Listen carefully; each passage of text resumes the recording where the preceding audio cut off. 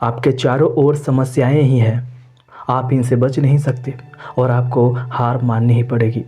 दोस्तों, इस कहानी में हम आपको यही बताएंगे कि आपको ऐसी परिस्थिति में क्या करना चाहिए।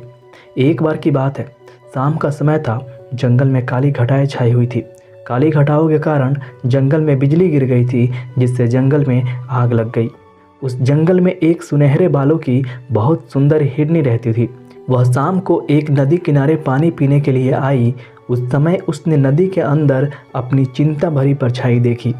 उसके चेहरे पर चिंता दिख रही थी, क्योंकि जंगल की आग में उसका घर जल चुका था और उसे अपने बच्चों को जन्म देना था। वह हिरनी 3 महीने से प्रेग्नेंट थी और उसे प्रसूति का दर्द भी होने लगा था। तभी उस हिरनी ने सोचा कि वह अपने बच्चों का जन्म इस नदी के किनारे ही कहीं अच्छी जगह पर दे दे। अचानक से हिरनी को नदी के किनारे झाड़ियों में से कुछ आहट सुनाई दी।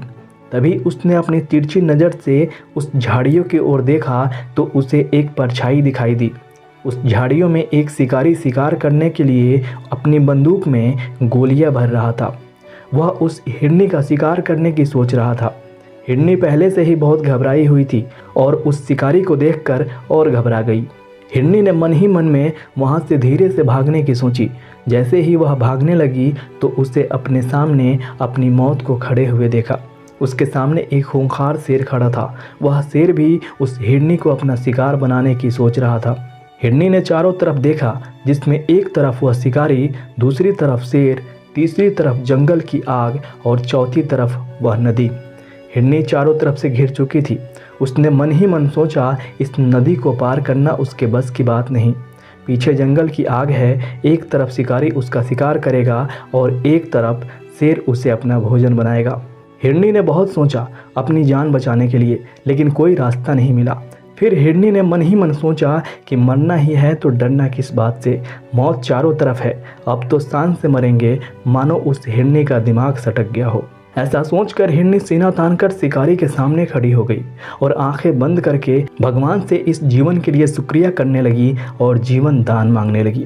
तभी शिकारी अपने बंदूक में गोलियां भर चुका था और वह बंदूक को हिरनी की तरफ करके कंधे पर बंदूक रखकर हिरनी को निशाना बना ही रहा था कि एक अजीब सी घटना वहां पर घटी। जंगल की आग से एक चिंगारी उछली और वह चिंगारी शिकारी की आंख पर जा लगी। वह शिकारी अंधा हो गया।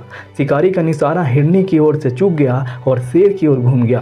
शेर वहीं पर घायल हो गया और वहीं गिर गया। बिजली की गर्जना के साथ वहां पर बूंदों के रूप में बारिश होनी शुरू हो गई।